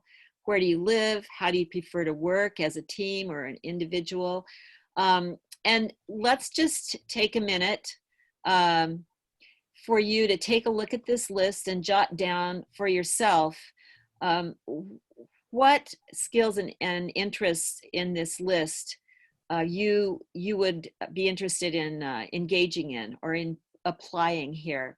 So just jot those down, take a minute, and then we're just going to ask you to reach out to us or your group leader and let us know your interests and skills if you see something that you could get engaged in. And as we go through the next part of this workshop, we'll be touching on the levers of political will. So that might also spark some ideas for you. Everybody can bring something. But I also want to point out here that we realize that these are different times, and we realize that our Kauai group is small right now, that many of us have extenuating circumstances, as well as plans to be involved in the upcoming elections. So I don't want you to feel overwhelmed by this list. I just want you to use it to spark your thinking, because we're going to be building our Kauai chapter and continuing to work across our chapters for months and years, however long it takes. We're going to be working on this. So not to think we're going to have to get all the organizing done in the next month. That's not our goal. But if you could just take a minute here, look at that list, jot down some ideas, and then we'll move on into our discussion of our 5 levers. So Tamara, do you have a timer? Yeah, I do, but I think let's just go ahead and have people write down just whatever notes they've made up until now is totally fine, and this isn't the last time that they can do that. Is that what you're asking about, the timer? Sure, just if we need to give them a minute or yeah, let's go ahead and keep going. My guess is that as you were talking, people were jotting ideas down. So we're on to the next slide, but again, we will give you another opportunity to write some more ideas down once we're doing a little bit more activating and organizing in that Kauai chapter too. Okay, so let's circle back to the 5 levers of political will. Those organizing principles that we talked about earlier this evening when I was telling you about our Texas volunteers, who they developed that in 2013. So we're going to walk through each lever and describe the goals for each lever. Awesome, there's my loud dog. Sorry, husband is not. All right, he's on it, he's totally on it. Okay, so here we are. We're gonna start with the top of the chart that Ron is gonna walk us through. Okay, can you tell me what slide that is, please? Yeah, 46. Great. I'm going there right now, slide 46. Okay. Oh, I know the chart. Yeah. So at the top of this chart in the center sits lobbying. And so as you've gathered, we lobby Congress. We want members of Congress to lead on climate solutions. And we want to show them that many people in their district want them to lead on climate solutions. Specifically, we want them to support the Energy Innovation Act. Then there's the media team. And they are ones that are good at writing letters to the editor, maybe even an op-ed. And then there's grass tops engagement. Grass tops referring to people who are influencers, important leaders in the community. And we try to secure their endorsement for our Energy Innovation Act. And then there's grassroots. And the grassroots is us chickens down here in the weeds. And we call and we email and we write letters or postcards. And I can tell you that I had never called a member of Congress until I joined CCL. I'd never written a letter to the editor. I'd never lobbied and met with Congress people in person. And CCL has helped me expand my comfort zone to be able to do all those good things. And then finally, as Molly referred to, others need help and they need guidance as they grow and develop. So volunteers can help with, baking cookies for the next meeting or whatever. So we organize ourselves around those 5 levers. And by doing so, we divide and accomplish. And it brings us to the question, is there anything in those 5 levers that jumps out and is attractive to you? Listen to your inner guidance and notice which you would like to do. And it's perfectly fine if you like them all, or if you can't connect with any. If that's the case, maybe check with your group leader. That person might have an idea how you could be best used. Molly? Sure. Okay, so here's the next slide is about the lobby team. And in a chapter or district, and in our case across our islands for District 2, we have 4 or 5 volunteers who aim to meet regularly with the member of Congress and or their staff. That consistency is really helpful, but we love to have new members join these teams as well. So these days, our lobby teams will be using video chat for these meetings. And by the way, we have that coming up in mid-June. So if that is of any interest to you, let us know right away because we have a few slots left in those teams. In between meetings, a special volunteer called the CCL Congressional Liaison checks in frequently with congressional offices, and the activities in the other levers provide deliverables to demonstrate interest, concern, and desires from the district or the state. So next, Tamara. Sorry, I was muted. The media team coordinates work with local media, as you would imagine, newspapers, TV, radio, and social media. So they write letters to the editor, and many letter writers graduate then to op-ed writers. CCL, and that's graduates with like air quotes, right? So CCL volunteers secure editorial page endorsements, and when a newspaper that endorsed a member of Congress also endorses the bill, it sends a really powerful message to that member of Congress that we've got your back if you support this bill. So volunteers might also create a PSA, a public service announcement for local radio stations, or work with Instagram, Facebook, or Twitter. And Tamara, I just want to add that we have some real media superheroes in our chapters working as a team across the islands, both locally and across. So while we can't be out tabling or doing presentations right now, we have folks in every chapter that are really rocking it from home, writing letters to the editor, op-eds, and even radio interviews. We have one coming up May 28th on Maui. So if you're one of those people out here in this group, raise your hand. And I want to share, have Barry Solomon, can you wave? Barry had a letter printed today in the Maui News, and it's a letter I really love. I love the point of view. And Barry, could you give us a link to that in the chat? Are you able to do that? He did already. Yeah, I just did. It's in the chat. All right, all y'all read that letter, and it will give you, you'll love it. Okay. One step ahead of you. All right, thank you. Moving on to grassroots.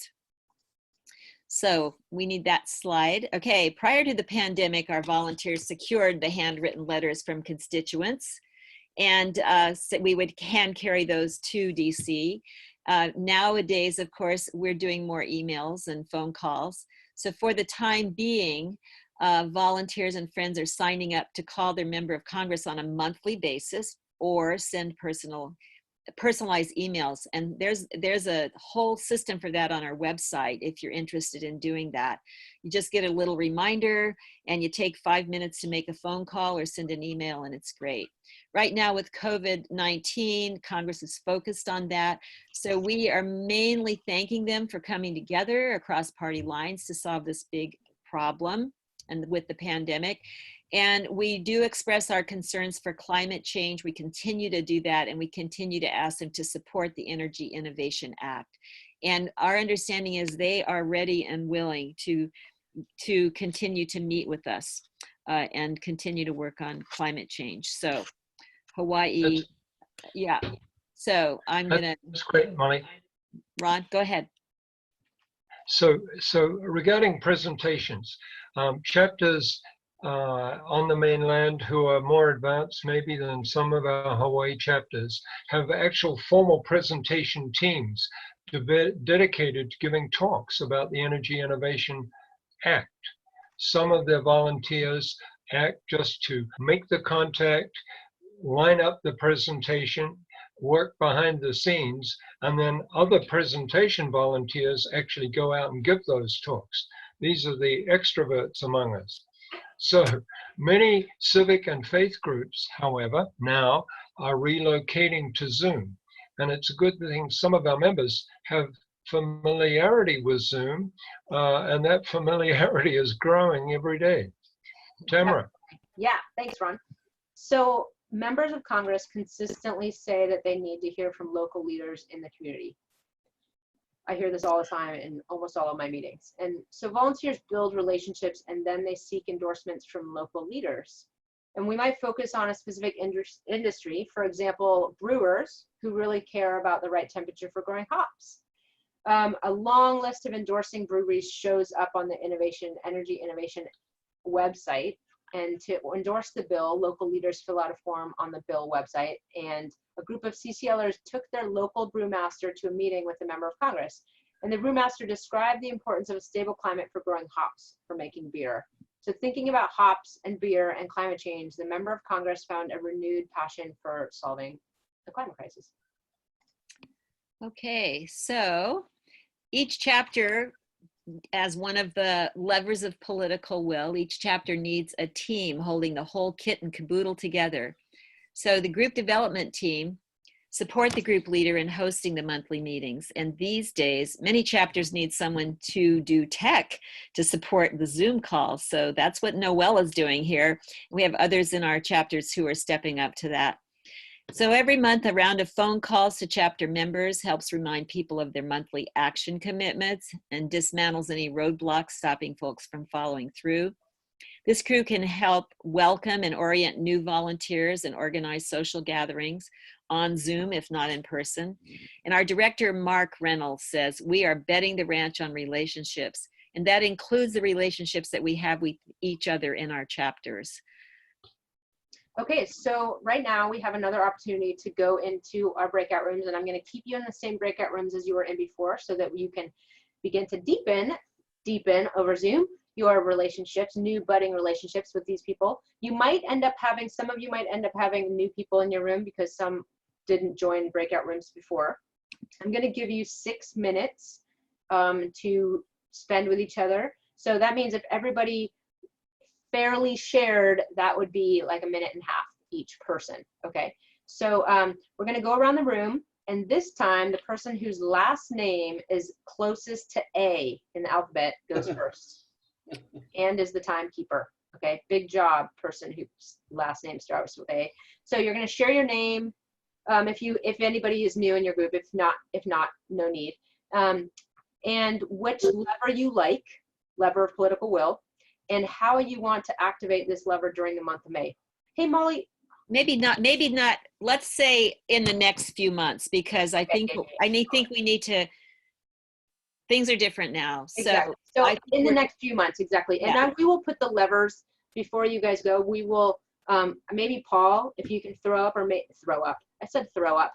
If somebody, Molly or Ron, can write down the 5 levers in the chat so that everybody can make note of those. We see if I can. So maybe you want to learn more about the particular lever, or take a specific action, or run a project, or lead a committee. And so, for example, I love group development. That's the thing. I used to lead the Portland chapter, but I don't like the admin part. So now they just let me run the meeting. It's pretty dreamy. I just show up and they give me the agenda, and there I go. So, and so if that's your thing, maybe you want to help run the meeting, or maybe you want to help start the chapter to start a formal process for onboarding new volunteers. So whatever it is, share that thing. Maybe it's something you wrote down from before, and you know, timekeepers are just going to help you stay on track. Oh, here we go. Here's what we can add in the chat. It's already in there, Molly. 53. Oh, okay. Well, okay. So I'm going to break you guys into breakout rooms. If there is anybody that absolutely knows you are not going to go into a breakout room, you can let me know that. But I think the breakout rooms still should be balanced, but I think it's okay. Okay, awesome. Here we go. Any questions before we send you away? Put them in the chat, and then I will hang out here for a minute. There it is. Have at it. Molly, did you get that in the chat yet? I put the 5 levers in there. Okay. And then Ron did too. So 1, 2, 3, 4, 5. Yeah. Okay. Great. Perfect. 1, all right. Have fun, y'all. Sometimes it's fun to just talk like Ellie Sparks. Just pretend I'm from Virginia. Y'all have fun now, you hear? All right. There, it's working. Chip is going. There we go. Guy's on his way, maybe. Guy, you better go to your room, you silly bird. Where are you? All right. Anybody need any help? Let me know. I'm here to help you. here for y'all's. Tasha, you doing okay? Doing okay. I don't know how to get to my group. Oh yeah, let me make sure that you have a space. Guy, oh my God, guys, sorry, I need to assign you guys to a room. All right, I'm putting you, Guy, in number 2. And Tasha, I am assigning you to number, we'll put you number 3, see how that goes. Okay. And Ron is going to number 7. Okay, perfect. Jamin, I think you're probably, now I know that's your phone. Okay. Big Island Irene, and so I probably should have put them there. Okay. Irene, would you like to try to go to a breakout room this time? Let me unmute you.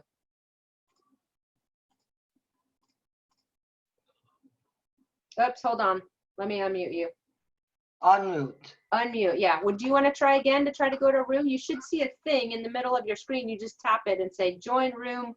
What is it? 6. So what is the break room? Oh, you're going to go into small groups with other people. And if you don't want to share, you can just listen.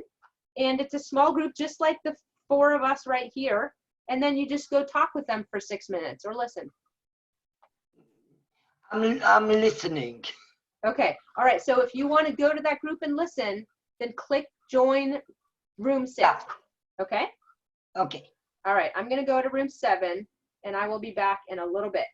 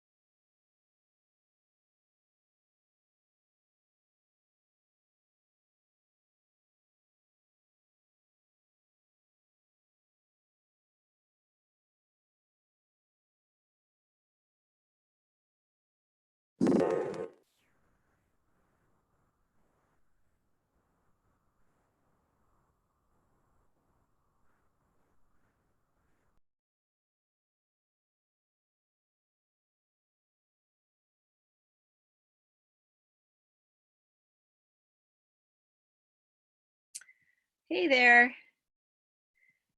Tasha from Kauai. Yeah. And Jamin from Oahu. Nice. We're just waiting for folks to come back. Tasha, how did you find out about this event? Curious. It was through Guy Miller. Okay, Great. great. He forwarded it to me. Excellent. Yeah, word of mouth is wonderful, you know, so. Welcome back, everybody. Yeah.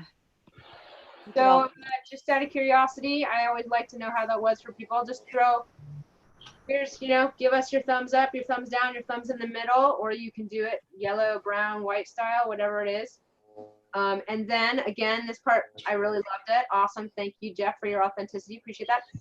And since it's fun to say this on Zoom, go ahead and throw up a couple of words in the chat about how that was. You should try it. It's fun to say that in public.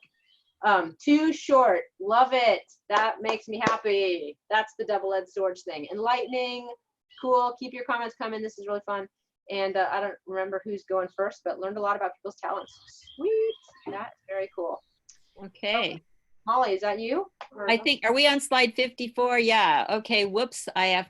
Sorry, I lost just give me a minute. I got to get out of this picture there. Okay. So anyway, I'm glad you had a chance to share. I hope you all did. And if you have more to share, please let us know your interests and skills. And we're inviting you to contact us, again, via the email, or if you have a phone number for your group leader. And you might want to spend a little time chatting with one of us to just discuss where you might fit in. So you don't have to know, a conversation usually helps, and back and forth conversation. So talk about the 5 levers and share your thoughts on what you'd like to learn, or you have an action project in mind. Anyway, keep those ideas coming. And again, we do want to emphasize, we realize these are different times. Some folks want to get involved in the upcoming elections. So your actions can be long-term goals. They don't have to be, this month or next month. Anyway, so we'll make sure, I think you all have we're using the Kauai Citizens ClimateLobby.org email right now. Even for those of you in other chapters, if you have questions or want to get in touch with somebody and you don't know how to reach your local chapter. Okay, let's see. I think we're on slide 55. Yep, and I think Noelle, I don't know if you got my note, but if you want to go ahead and share the other view versus the speaker view, that would be awesome. Thank you so much. Now you guys, little BTCs, we call that, BTS, behind the scenes. You guys just got a little glimpse, you roozies. Okay, so let's digest this workshop for a moment because we're about to end here. You guys have been amazing, first of all, but think about what has touched you, what spoke to you, what made us and you look at something in a new way. What did you hear with fresh ears? Share your take-home nuggets and what things will rattle around in your mind for a little while, and go ahead and share those nuggets in the chat. So go ahead and go word style. You can do 2 words, 3 words. You could do 4 words too. I won't even shake my finger at you if you do 4 words. Volunteer-based home efficiency. Sweet. Renewed hope that so many people care. Yay, I love that too. That is awesome. Keep them coming. This is so sweet. I love how Zoom has a new chat feature. Its new chat window is all black and it looks all so sleek. There's others out there that help with the work. That is so true. I love CCL because I know that I'm one in 180,000 plus supporters doing this. And so I get to sleep, and I know that somebody else is not sleeping. Many other people are not sleeping, and climate work is still happening. And I don't mean to say that that's all I do, but anyway, how effective lobbying can be tops lawmakers in the right direction, not just the other way. Yes, exactly. So take home nuggets. People in this group still have the passion to keep it going in the battle to slay climate change. That's a fun image, like slay the dragon. Like that. That's pretty sweet. Awesome. So I really appreciate you guys all sharing your nuggets in the chat. Feel free to keep sharing them because they lift the rest of us up and know it's helpful for us to know what you are taking away and sort of what is really landing for you today. So earlier, our Gandhi stories emphasized building relationships. Somebody needs some water around here.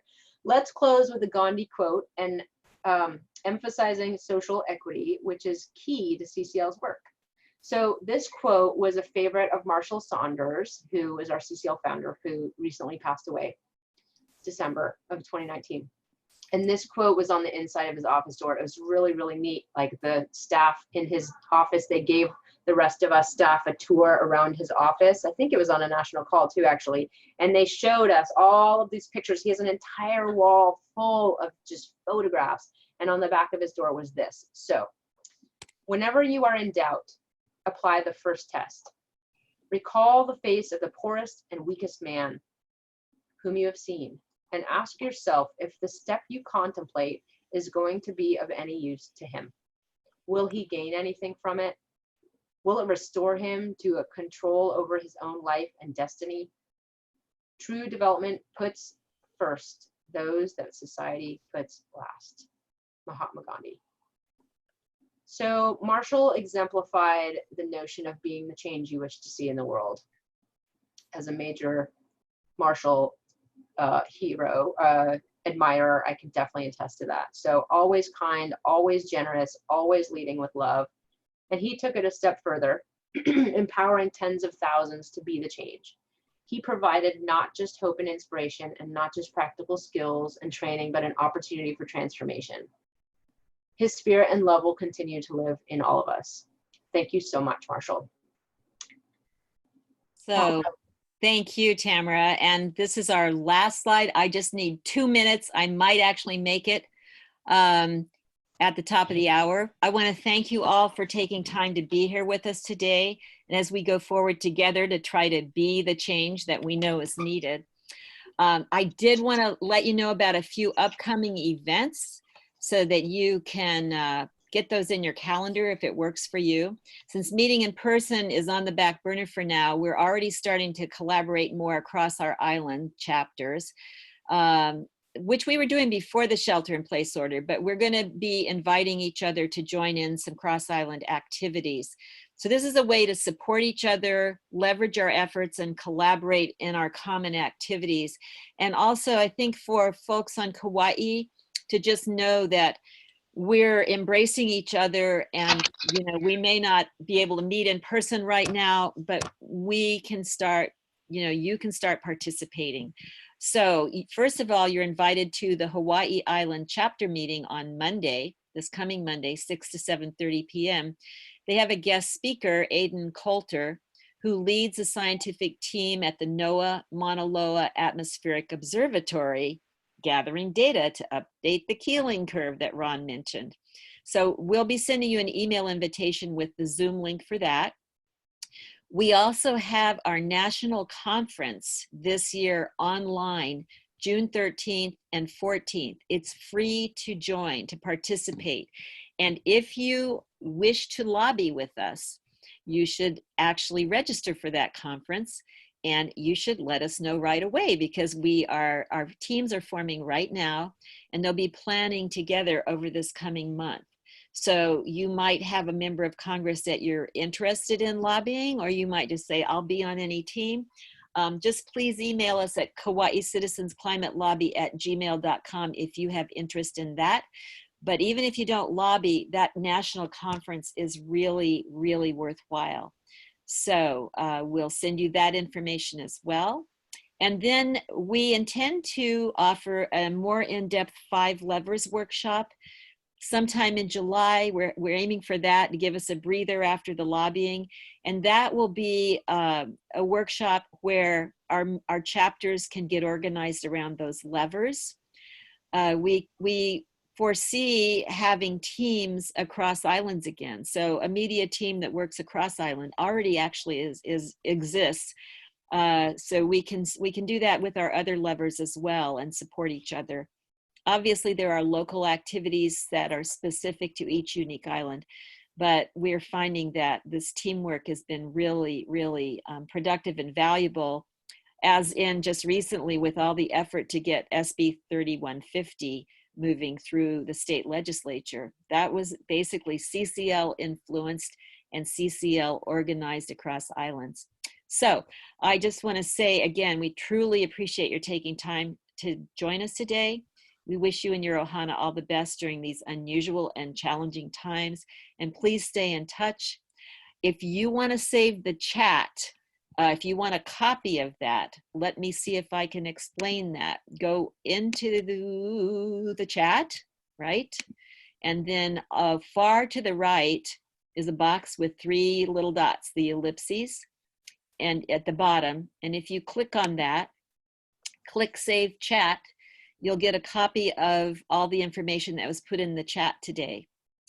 If you have any questions and you want to stay on for a few minutes, I'm available. And otherwise, I think it's time for those of you who need to go. Noelle, will you stop the share so we can all say goodbye to each other? And I'm willing to stay on for a few minutes as well to answer any questions if needed. Yeah. Thank you guys so much for coming and being here and hanging out for 2 hours in front of a screen. Totally appreciate you. I'm inspired by you, and I can't wait to meet as many of you in face-to-face as I can one day when I get over there. One of these days, yeah. Yeah, mahalo, yalo. Thanks, everyone. Bye, For guys. those of you who don't know what the Keeling curve looks like, this is the Keeling curve. Turn it upside down. That's our job. Yeah. There we go. Love you all. You all give me hope. Thank you, everybody. Take care. Aloha. Thanks, everyone. Aloha. Bye. Bye, Kelsey. Aloha. Bye, Goodbye, Susan. Bye, Keith. Thanks, Camry, for being here. Ahoy ho. Ahoy ho. Ahoy ho. Thanks, Jeff. Thanks, Chip. Thanks, Paul. Malama pono. Thank you, Helen. I love this. It's like romper room. Carol, well, Here's my mirror. Ron, love it. Romper, romper.